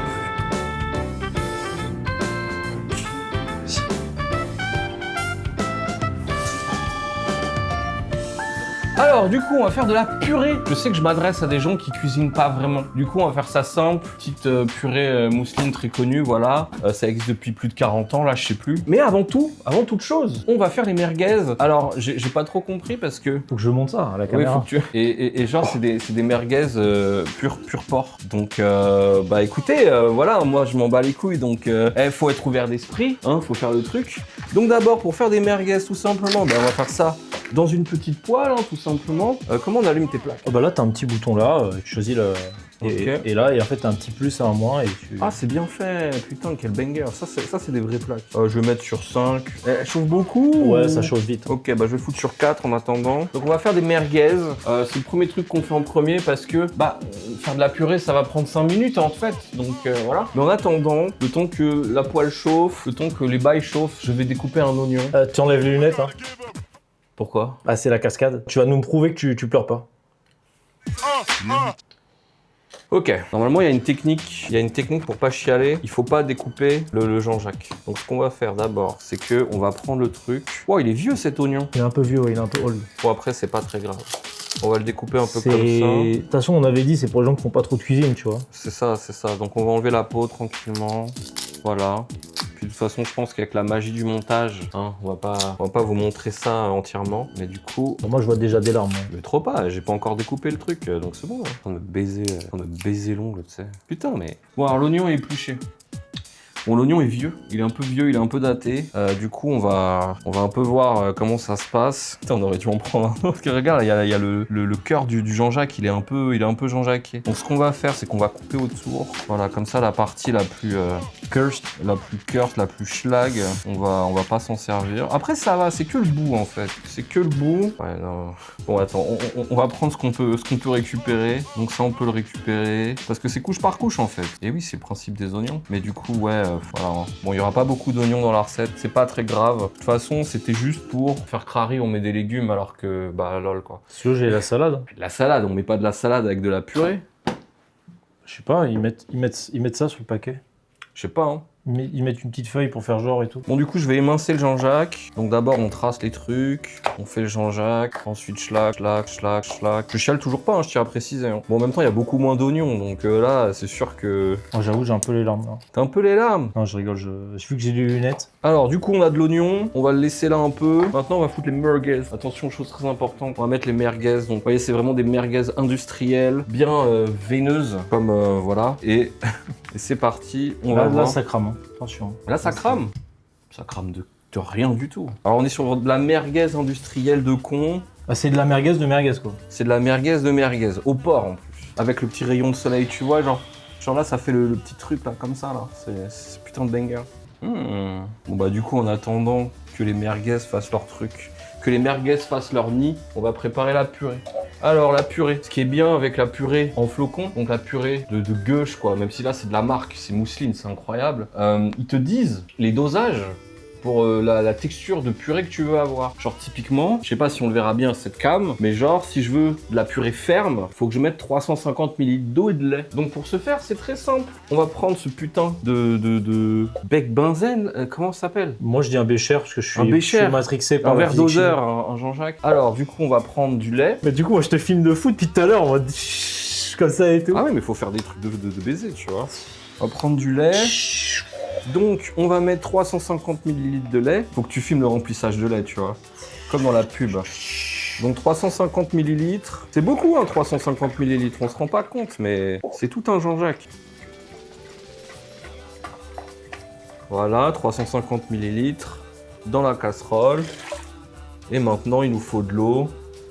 Et voilà, on va pas se faire chier. L'eau du robinet, ça va? Oui, c'est bon. Je sais pas, parce que je vois que tu avais des cristallines. Ouais, parce que je suis un peu intolérant. T'es un peu intolérant au... Je sais pas. Non mais ça va, c'est une bonne eau, c'est une bonne eau. T'es un peu intolérant à l'eau. Hop, voilà, on fout tout ça là-dedans. C'est beau, c'est beau, Attends, il faut montrer le versage. Attention. Voilà. The waters. The water. Oh, the clear water. Voilà, du coup, hop, c'est très bien. On amènera ce truc-là à ébullition tout à l'heure, mais d'abord, on va vérifier les merguez qui vont mettre encore du temps à cuire. Hein. Faut pas croire que ça se cuit en 2 secondes. Surtout que là, j'ai pas mis le feu très très fort parce que j'ai pas envie de les cramer. Moi, j'ai envie qu'elles soient bien, tu vois. J'ai envie qu'elles prennent un peu de couleur, mais pas trop. Et j'ai aussi envie qu'elles relâchent des sucres, tu vois. Pour ensuite mettre l'oignon dedans, tu vois. Mais je vais peut-être un peu les booster. Peut-être un peu les bases boosted. T'as l'habitude, toi, de faire des merguez? Bah, moi, c'est au barbecue, quoi. Ah ouais? Bah ouais. T'as un barbecue ici? Ah non, c'est quand je squatte chez des potes. Putain, attends, vas-y, je vais remettre mes lunettes de soleil parce que là, il y a beaucoup de soleil. Hein. Tu sais que là, derrière toi, il y a beaucoup de lumière. Hein. Ah ouais, putain. Genre, c'est full blanc là derrière? C'est pas full blanc, mais il y a un petit flair, quoi. Putain, il y a un petit lens flare. Bah écoute, on est sur de la merguez qui cuit gentiment, hein, genre elle cuit très très gentiment, peut-être même un peu trop gentiment. Non mais écoute, c'est un petit kiff, hein, on va pas se cacher, voilà. Écoute, t'imagines 3 caméras pour filmer juste une purée merguez? T'aurais déjà cru faire ça dans ta vie ou... Bah écoute, là c'est comme si on était à la télé, tu vois, on est dans un mood télévisuel qui rappelle un peu la belle époque, quoi. La belle époque, ouais. Ah ouais, putain. C'était tellement simple avant, c'était plus simple. C'était plus simple. Il y avait le jump cut aussi. Il y avait le jump cut, c'est vrai. Et ouais. Mais nous, on va mettre du jump cut de toute manière. Ah, tu veux dire que depuis tout à l'heure, on parle en jump cut? Bah oui, sinon ça va être chiant. Est-ce que Mange Mon Geek, c'était la première émission avec du jump cut? Bah je crois qu'à la télé, oui. Ah ouais. Parce qu'ils arrêtaient pas de s'en vanter. Oui, genre ils étaient vrai. en mode, hey, on fait du jump cut. Enfin c'est bizarre du coup quand il n'y a pas le jump cut. Vous voyez, c'est... Là, la scène, si vous la revoyez, c'est un peu plus... Hey, on fait du jump cut. Je sais pas. Bon. Bah les merguez, elles continuent à cuire. Hein. C'est pour ça que de toute façon, il faut toujours faire les... C'est bon, l'oignon vieux cru. C'était ma cascade. Parce qu'il est vraiment holl, l'oignon. Tu vas pas mourir, mais voilà quoi. Ouf, ouais. Ouh. Tu veux pas qu'on mette un peu un truc pour l'oignon, non? C'est-à-dire? Non, j'avoue, c'est toi le cuistot, c'est pas moi. T'inquiète, l'oignon, je vais... En fait, l'idée... Tu vois, là, j'ai les merguez et tout qui sont en train de cuire et tout, machin. Bon, après, j'avoue, je sais pas trop combien de temps elles vont cuire parce que faut quand même qu'elles soient fermes à l'intérieur, tu vois. C'est très important, les merguez fermes. Bah, surtout que là, c'est au porc. Donc, c'est des merguez de Guerre. Donc, il faut qu'elles soient bien cuites, tu vois. Faut pas que ça soit cramé, mais faut que l'intérieur, il soit bien, tu vois. Et le mieux, c'est de jamais avoir à découper une merguez pour voir comment elle est faite, tu vois. Ouais. Il faut se fier à son instinct, il faut se fier à son truc. Ou alors, quelque chose de très pratique, vous faites une recherche sur Google, où vous utilisez Claude ou ChatGPT, et vous lui demandez, vas-y, combien de temps ça cuit? Et en général, vous avez la réponse. C'est pour ça que là, ça serait incroyable, si tu le checkais sur Google, combien de temps ça met à cuire des merguez. Ouais, on va regarder. Et oui, parce que c'est ça la cuisine, il faut utiliser tous les moyens modernes qu'on a à notre disposition. Et étant donné que mon téléphone est actuellement utilisé pour filmer, je vais aller chercher un autre produit pour pouvoir regarder cette information. J'arrive tout de suite. Putain, incroyable, tout un dispositif. C'est la high-tech, vous savez, hein. C'est la high-tech, c'est les cascades, c'est beaucoup de choses. Putain, en tout cas, elles sont jolies, hein. Je sais pas si on les voit. Je sais pas trop si on les voit sur ce plan. Mais elles sont jolies, elles ont une belle couleur, une belle robe. Je sais même pas quand est-ce que j'ai commencé à faire cuire ces putains de merguez. Si seulement on pouvait regarder les rushs. Non mais ça devrait bientôt être cuit là. Alors attends. Salut Broski, comment ça va? Ok, là je suis dans les fourneaux avec Wendo et on est en train de cuire des merguez au porc. On veut savoir c'est combien de temps qu'on doit les mettre sur une poêle. Salut, ça va super bien, merci. Pour des merguez de porc, généralement tu les fais cuire à feu moyen. Compte environ 10 à 12 minutes en les retournant régulièrement pour qu'elles soient bien dorées et cuites à cœur. Tu peux aussi vérifier en coupant légèrement. Non, on ne coupe rien nous. Oui, donc coupe rien nous. Pas de souci. Si vous laissez les merguez entières, sans les couper, faites-les cuire dans une poêle à feu moyen en les tournant régulièrement. En général, ça prend autour de 10 à 12 minutes pour qu'elles soient bien cuites à cœur et avec une belle coloration. Pensez à vérifier qu'elles soient bien dorées et que le jus qui en sort est clair. Bah le jus qui en sort, il... Après, ça se trouve, ça fait 10 minutes là, je crois, non? Non, quoique. Ah, je sais pas. Pas de stress, tu peux vérifier la cuisson en coupant légèrement une merguez. Mais non, on veut pas les couper! Je comprends, pas besoin de les couper. Tu peux simplement utiliser un thermomètre si tu en as un. Non, bah, c'est bon, ouais, et c'est un malade. C'est bon, ouais, on n'est pas non plus en train de faire un bœuf Wellington là. L'essentiel, c'est que tes merguez soient bien cuites et que vous vous régaliez. Si tu as d'autres questions, je suis là pour aider. Et t'as pas moyen de parler un peu plus cool? Bien sûr, pas de souci. Je peux faire plus détendu. Si t'as d'autres questions, balance. Je suis là pour te filer un coup de main tranquille. T'en penses quoi de Ludokino? Je n'ai trouvé aucune information récente. Ah, c'est bon, t'arrêtes, boycott. Moi, on parle de Ludokino, le média, tu sais. Ludokino est un média récent dédié à la pop culture, notamment aux jeux vidéo, à l'animation, au tokusatsu et à la culture geek et otaku. Leur format principal, l'Omnibus, est une émission mensuelle qui propose des news, des reportages, des chroniques et même des rétrospectives sur des sujets variés. Ils sont présents sur plusieurs plateformes comme TikTok, Instagram, Twitch, Blue Sky et X. Leur contenu met en avant la passion pour la pop culture sous toutes ses formes. Bah merci, mec. Stylé, oh, putain. Bon alors, revenons à nos merguez. Revenons à nos merguez. Alors là, bon, ça a l'air d'être cuit quand même. Elles ont l'air bien là. Il y a beaucoup de jus, hein. Beaucoup de juice. Putain, ils ont une odeur pas caractéristique des merguez. Putain, j'ai fait une sorte de Jenga de merguez. Je sais pas si on voit bien. Ah si, on voit bien. Alors, je sais pas si vous voyez. Mais en gros, il y a plein de jus, il y a plein de sucre, il y a plein de Jean-Jacques. Et bah du coup, là-dedans, on va mettre notre oignon. Donc déjà, on va baisser le truc. Je vais mettre sur 3. Et on va foutre l'oignon, parce qu'en fait l'idée c'est de créer un peu une sauce. Même si on va utiliser de la sauce, on va faire le Jean-Jacques. Oh putain, c'est incroyable, mec. Ah, c'est incroyable, putain. Bon, c'est un peu flou là, mais ça va le faire. Ah, surtout que ça va bien colorer là. Fais la mise au point, ce bonhomme. Voilà. Donc voilà, on va bien laisser caraméliser, suer le Jean-Jacques. Et ce qu'on va faire maintenant, c'est la purée. C'est la purée, non, on va faire autre chose avant. Petite cascade. On va foutre un peu de miel. Il va pimper ça. Je vais pimper un peu, foutre un peu de miel. Ça pimpe? Ça pimpe. Et en plus, je vais rajouter un peu. Là, on est en mode total impro. Ah ouais, la wash. Je vais rajouter un peu de sauce Worcestershire. Ah, tu l'as bien dit! Non, mais comment t'as fait? Je sais pas, bah écoute, c'est la cuisine. Hein. Moi, j'arrive jamais à le dire. Worcestershire. Worcestershire. Worcestershire? Non, en vrai, c'est Worcestershire. Worcestershire. C'est ça. Et en fait, du coup, ça va faire une sorte de sauce un peu barbecue, tu vois, de barbecue sauce. Comme ça, c'est sympa, ça va donner un truc un peu stylé. Genre un petit souvenir du tournage. C'est ça. Sur la petite chaise. Et du coup, là, je vais baisser le feu. Je vais vraiment le laisser Jean-Jacques, quoi. Donc maintenant, on a le lait et l'eau. Il nous faut, du coup... Le lait et l'eau? Bah, le lait et l'eau qui sont dans la casserole, là. Rien à voir avec le rappeur. Ah, lait et l'eau, putain. Et moi aussi, j'ai les références. Alors, attends. Du coup, on va foutre sur cette plaque-là. Alors, le truc qui est chiant avec ces plaques, je crois que c'est si tu peux pas en allumer deux côte à côte. Comment ça? Je crois que si tu l'allumes, elle va te casser les couilles. Essaye, hein, mais... Ah, ça le fait pour l'instant. Ou sinon, tu switches. Vu qu'elle, elle est déjà allumée ou... Bah écoute, ça a l'air d'aller, hein, one to switch. Donc en fait, là, ce que je vais faire, c'est porter à ébullition le liquide. Et une fois que c'est à ébullition, il faut couper le Jean-Jacques. Faut foutre la purée, faut remuer et faut laisser la magie opérer. En tout cas, c'est ce qui est écrit. Bah, laisser la magie opérer, c'est la marque. Retirez la casserole du feu, attendez 1 minute. Versez le contenu du sachet tout en remuant. Mais c'est parce que c'est la marque. Et oui, c'est mousseline. Mais c'est magie, mousseline, non? Bah, je sais pas. Ouais, y a plus écrit. Y a que écrit mousseline maintenant. Je sais pas, hein. Bah, après, le branding, il ressemble. Est-ce que t'as des scissors? Yes, behind you. Ah, des scissors. Bon, ça va pas ébullitionner tout de suite.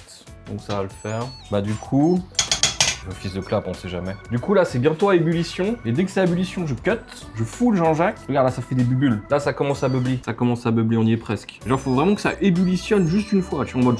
Tu faites attention d'ailleurs avec le lait, ça peut partir vite en couille. Donc faut bien pas casser les couilles, tu vois. Est-ce que je vais réussir cette purée? Ou est-ce que je vais la rater? Je ne sais pas, ça serait très gênant quand même. D'habitude je cuisine des trucs for real, tu vois. Ah oui, au fait, j'ai remis un peu les merguez dans le Jean-Jacques et là elles sont avec la sauce et tout, le Jean-Jacques et tout, elles sont belles. Bah vas-y, hein, là ça ébullitionne. Ça ébullitionne globalement, ça fait le truc. Donc je coupe, voilà, je coupe. Genre là il fait ses bleu, donc faut attendre un petit peu, hein. Faut vraiment pas que ça ébullitionne sinon ça va aller trop vite et ça va être dégueulasse. Même on peut sortir le truc du feu, parce que même si c'est de l'induction, j'imagine que la chaleur elle reste un petit peu dans... Exactement, tu as tout à fait raison. Et oui, putain. Bon, alors du coup, on a le truc et tout, voilà, le lait et tout, machin. Et maintenant, on va verser la purée mousseline tout en battant le truc. Voilà, tranquillement. Parce qu'on n'aimerait pas obtenir des grumeaux, tu vois. C'est de la putain de purée mousseline. Alors évidemment, hein, si vous vous sentez beaucoup plus chaud, c'est plus sympa de faire de la purée avec des vraies pommes de terre. Mais la purée mousseline, c'est le goût de l'enfance. C'est le goût du... C'est le plaisir, quoi. J'avoue, la purée, les knackis, c'est la base. Hein. Bah oui, c'est ça. Là, du coup, c'est un petit twist avec la merguez. C'est ça. Merguez un peu pimpée, un peu précise.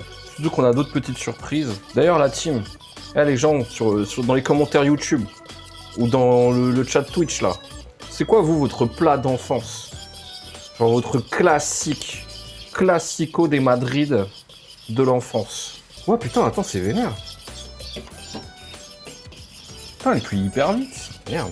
Alors, normalement, ça devrait le faire. Mais si jamais elle vous semble un peu trop grumeleuse, un peu trop lame, vous pouvez rajouter un peu de lait et vous pouvez faire un peu chauffer et tout. Mais là, on a dit qu'on partait sur quelque chose de plus ferme, justement. Mais du coup, on va rajouter du butter. On va rajouter une bonne dose de butter. Alors, toujours moins que Paul Bocuse, ou je sais plus quel autre connard qui faisait de la purée avec 3 milliards de butter. Attends, je vais plutôt faire à la cuillère en bois parce que à la fourchette, c'est un peu une mauvaise idée. Merde, j'ai fait un Jean-Jacques. Oh, et ça va être très bien avec le beurre, là. Une purée bien bonne, bien onctueuse, mais avec un peu de mâche, un peu de fermeté. Une purée pour adultes, quoi. Voilà, et là, elle commence à être très bien, regarde. Elle est belle.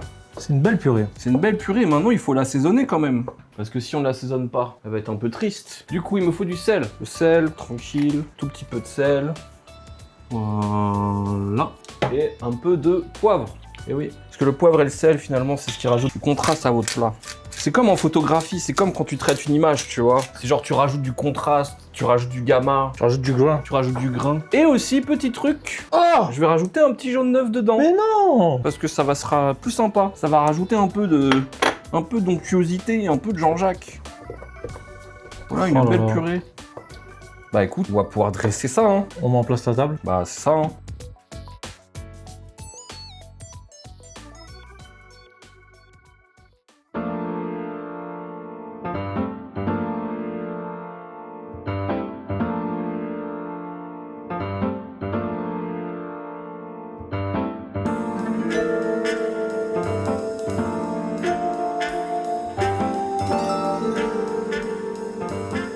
Cette purée ne pue pas. Comment ça, cette purée ne pue pas? Peut-être c'est le sketch dans Morning Live. Ah oui, d'accord. La purée, elle pue sans Michel. C'est rigolo, hein. C'est vraiment pris la tête, hein. Mais du coup, il y a notre son qui est enregistré. Hein. Là, ouais, le son est enregistré. Ouais. Ah ouais, putain. Putain, enfin, bon, on va enfin pouvoir bouffer, quoi. Ouais. Putain. Oh, mais non. Mais... Oh, quel banger. Monsieur Mout. Alors les gars, pour aller avec la petite purée merguez que Wendo nous a fait, je vous ai choisi un petit vin rouge. Donc on est sur un pinot noir, pas loin de Chablis. Un vin avec de la structure, avec du corps, avec des tanins qui sont présents, mais la fraîcheur du pinot noir, ce qui ira très bien avec cette petite merguez. Toujours les bons tuyaux. Quel banger. Incroyable. Bah installe-toi. Installe-toi et j'ai fait 3 trucs comme de par hasard. Écoute, toi t'as un bol. Ouais, j'aime bien. Ah, écoute. J'avais la flemme. Parce que c'est vraiment ridicule. Alors en plus... Mais non. Tu vois, j'ai pensé à toi. La sauce Big Burger. Je me suis dit que... Sauce Biggie. Ça te rappellerait peut-être le... Voilà. Je pense que là c'est vraiment... Là c'est la France. Faut montrer ça à la caméra. Sauce Biggie les amis. Sauce Biggie. Sauce Biggie. Si jamais tu veux te rajouter de la sauce Biggie. Et moi, alors moi non merci parce que moi j'ai amené la... Quoi? La sauce Giant les gars. La sauce et ouais, la sauce Giant. Il n'y a que des happenings. En vrai, on va la goûter de fou. On va la goûter de fou, j'avoue. On va la goûter de fou parce que c'est juste de la purée avec des merguez. Remarque, après la petite sauce que j'ai fait avec les oignons, elle est un peu autiste, hein, mais c'est au miel, tu vois. Et un peu à la brochure. Écoutez les amis. Ah oui, c'est vrai ça. Bah oui, c'est. Putain, le vin Red Bull là, beau combo. Ça me régale. Hein. Et c'est vivre. On regarde quelle caméra du coup? Bon, on fait comme on veut en vrai.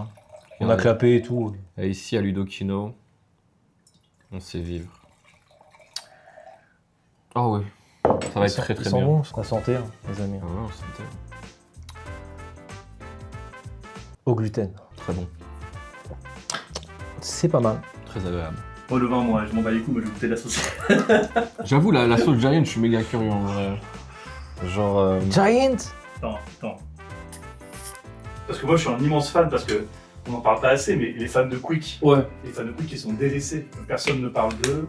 On se fout de leur gueule quand ils disent qu'ils aiment Quick. Bah après, Quick a fait un grand comeback. Voilà, on peut se le dire. Voilà, Quick là, c'était le comeback du siècle. Elle est incroyable. Ah, c'est vraiment la sauce Jalil. C'est vraiment la sauce Jalil. C'est trop bien, c'est trop bien. Attends, vas-y. C'est le banger, tiens. Du coup, mélangé avec ce que j'ai fait, c'est incroyable. C'est vraiment très très bon. Vous voyez, des fois, la cuisine, c'est des choses très simples, avec un peu de sauce dessus. Et c'est bon. Hein. De toute façon, comme le disait un grand, cuisine la sauce, la sauce. Alors moi, je t'avoue, je suis assez surpris. Le vin, il passe vraiment très bien. Ouais. Il est un peu overkill. Bah, il y a beaucoup d'idées overkill, tu sais. Des fois, c'est dans les détails qu'il y a plus de sauce, justement. Est-ce que finalement, c'est pas ça qui symbolise un peu Ludokino, tu vois Bah moi, je suis content d'avoir fait ce truc-là. Encore une fois, inspiré de No Life, pour le coup. Et tu sais que j'ai une mauvaise nouvelle. C'est que là, du coup, c'est le 1er avril. Ouais. Mais du coup, le prochain omnibus, bah du coup, c'est fin avril. Ah ouais. Ça veut dire que là, au niveau timing, ça va être chaud, quoi. Bon, ça va le faire. Ouais, bah du coup, allez, on s'y met, les gars. Ouais, bon, faut tout ranger. Bon, faut tout ranger. C'est parti. Je vais couper là. Ouais, non, c'est clair. Nico. Elles étaient sympas, ces petites bougies. C'était bon, sinon, quand même. Ah, franchement, j'ai bien aimé, ouais. C'est délicieux. Elles sont comme quoi, il faut des affaires.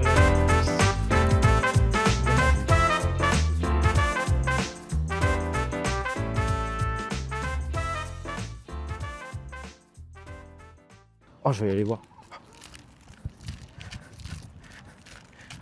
Excusez-moi.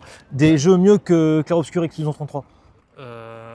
Nier Automata, Resident Evil, Megaman, Princess Crown, Little Big Adventure, Rez, Ico, Shadow of the Colossus, Death Stranding, Sonic 3, Metal Gear Solid 2 Sons of Liberty, Metal Slug X, Dessine ton aventure 2 sur Nintendo DS, Cléopatra Fortune, Dragon Quest 9, Dragor le Dragon, Spy Fox 3, Spyro 3, Crash Bash, Megaman X4, Megaman 02, Megaman ZX Advent, Megaman 04, Megaman 2, Megaman 7, Shin Megami Tensei 3, Megaman Star Force Léo, Digital Devil Saga 1 et 2, Persona 4, Terranigma, Parasite F2, Parasite Eve 1 aussi, In Memoriam, Shenmue, L'Oncle Ernest, Yakuza 7, Yakuza 0, Seiken Densetsu 3, Chrono Trigger, Ace Attorney 3, Final Fantasy Tactics, Tactics Ogre, Triangle Strategy, Vagrant Story, Octopath Traveler,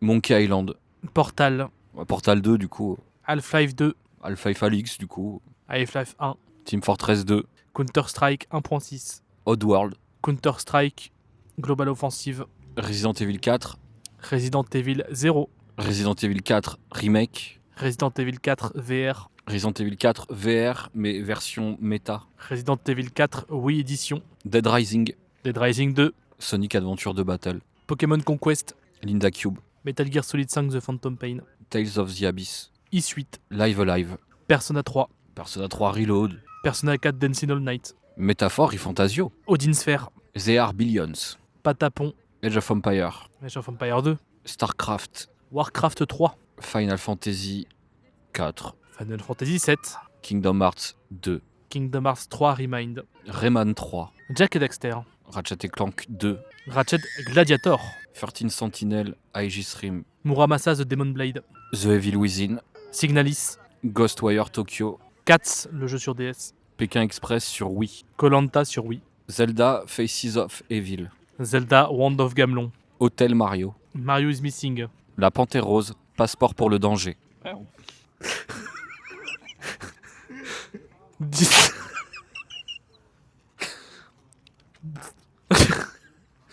Disney jeux d'action présente Disney Hercule. Dessiner, c'est Disney. Epic Mickey. Les 102 Dalmatiens. Il l'a vu, on l'a pris, je l'ai montré. Bard vs Space Mutant sur Game Gear. Barbie, aventure équestre. Attends, je le refais. Barbie, aventure équestre. Léa passe son cuisine. Dr Kawashima aussi. Mario Party 2. Super Mario Party. Mario Kart, Double Dash. Megaman 03. Sam & Max. Sam & Max, le 2, mais jusqu'au bout de je sais plus quoi, j'ai oublié comment il s'appelle. Comment il s'appelle déjà? Grim Fandango. Return on Monkey Island. Les caves du temps. Myth. Myst. Myst 2. Full Throttle. Chaque fou. Sifu. Dragon Ball, la légende saillant sur GBA. Marine Malice 2. Sonic Rush Adventure. Mario et Sonic aux Jeux Olympiques d'hiver. Yume Kojo Doki Doki Panic. Yuminiki. Yumeniki 2. Yume Doki du coup. Undertale. Deltarune. Mother 3. Earthbound. Secret of Evermore. Alice Madness Return. Streets of Rage 2. Psychonaut. Actraiser. Demon Star 2. Kirby Superstar. Fortnite. Kirby Air Riders. Kirby Superstar Ultra sur Nintendo DS. The Legend of Zelda. Ocarina of Time. The Legend of Zelda Twilight Princess. The Legend of Zelda. A Link to the Past. Dragon Ball Z Budokai 2. Escape from Monkey Island. Naruto Shippuden Ultimate Ninja Storm 4. Battlefield 3. Call of Duty Black Ops. Black Ops 2. Modern Warfare 2. Lost Odyssey. Ninja Gaiden. Ninja Gaiden Black. Dark Souls 3. Metal Gear Rising Revengeance. Nier Replicant. Nier. Metal Gear Solid sur PlayStation. Metal Gear Solid 2 sur PlayStation 2. Metal Gear Solid 3 alors. Metal Gear Solid 4 Guns of the Patriot. Metal Gear Solid Peace Walker. Metal Gear Solid 5 Ground Zeroes. Ah putain. Attends, c'est dur hein. Mario 64. Katawa Shoujo. Katamari Damacy. Higurashi Nakokoroni. Umineko no Nakokoroni. Etrian Odyssey. Castlevania Rondo of Blood. Castlevania Symphony of the Night. Saturn Bomberman. Super Castlevania 4. Rocket Knight Adventures. Ristar. Sparkster. Gex. Gex. Dynamite Eddy. Fancy Pants Adventure. Ikaruga. Gradius 3. Parodius. Star Fox Adventure. Gunstar Heroes. Resident Evil The Umbrella Chronicles. Resident Evil Dark Side Chronicles. Resident Evil le remake sur GameCube. Resident Evil Requiem. Resident Evil 7. Star Ocean 2. Trails in the Sky The First Chapter. Silent Hill 2. Trails of Cold Steel. Trails of Daybreak, moi aussi je peux le faire. Dotak The Infection. Dotak, j'ai eu épisode 1, 2, 3 et puis il y a Last Record. Dotak Mutation. Is The Oath in Felgana. Down of Heroes. Is 7. Final Fantasy 6 7. Five Nights at Freddy's. Five Nights at Freddy's 2. Putain, non, je peux pas citer des trucs de Five Nights at Freddy's non plus. Silent Hill 2 Remake. Silent Hill 3. Silent Hill F. Silent Hill. Deus Ex 3. Cyberpunk 2077. System Shock 2. Deus Ex le premier. Strider 2. Strider le premier. Marvel vs Capcom 2. Super Monkey Ball. Project Justice Rival School 2. Ultimate Marvel vs Capcom 3. Metropolis Street Racer. Need for Speed Underground. Need for Speed Underground 2. Need for Speed Carbon. Max Payne 3. Enter the Matrix. GTA 4. Skies of Arcadia. Grandia 1. Grandia 2. Breath of Fire 3. Ultima 4. Vagrant Story. Project 02. Project Gotham Racing 2. Batman Arkham Asylum. Halo 2. Halo 3 ODST. Jet Set Radio Future, Bomb Rush Cyberpunk, At In Time, SSX 3, SSX Tricky. T'as pas d'idée là Non, j'ai un trou. Ouais, bien sûr. Silent Hill 4, 2-8, Sayano Uta, Fate Stay Night, Angry Birds, Vector TD2, Plants vs Zombies, Bloons TD6, Amnesia The Dark Descent, Bebop 1 et 2, Les Aventures de Page, le petit je sais plus quoi là, Goblins 3, Les 101 Dalmatiens, le jeu vidéo, Les 100 Dalmatiens, livre animé interactif, Adi CM2, entrée en 6ème, Adibou, je lis, je calcule, 4-5 ans.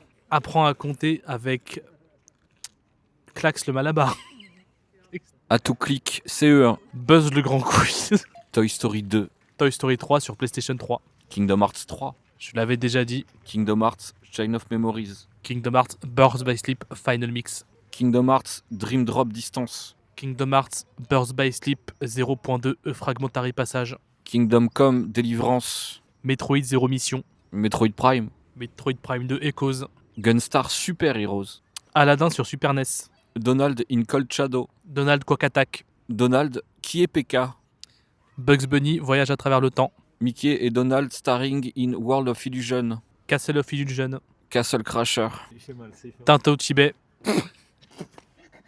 Oh la sente. Spirou, Spyro 3, Hunter the Dragonfly. Conquer Bad Fur Day. Spyro 4, A Year of Dragon.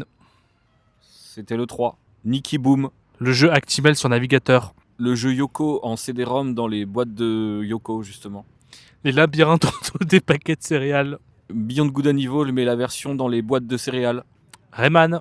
Rayman, jeu d'action pour réviser. Rayman 2. Les dictées de Rayman. Rayman Legends. Les Zombinis. Lapin Crétin, Mission vers la Lune. Rayman 3, mais sur DS. TAC 3, The Great Juju Challenge sur DS. Mark of Cree. Cry of Fear. Hurdy-Gurdy. Tomb Raider 4. Tomb Raider, celui de 2012. Shadow of Tomb Raider. Evil Within 2. Resident Evil 4, HD édition sur PlayStation 3. Vanquish. Bayonetta 2. Unreal Tournament 2004. Unreal Tournament 99. Unreal. Paranomacite. Deus Ex. Moi j'ai dit. Super Mario Sunshine. Super Mario Galaxy. Deadly Premonition. Certainement pas Deadly Premonition 2. Romeo is a Dead Man. No More Heroes. Killer 7. Billy Hatcher. Escatos. Mega Man Star Force 2, Zerkarix Orient. Thunder Force 5. Non, c'est bon, c'est bon. Mega Man. Non, c'est bon, là, il y en a beaucoup trop, là. Putain, non, mais c'est bon. Non, mais... Non, putain, merde.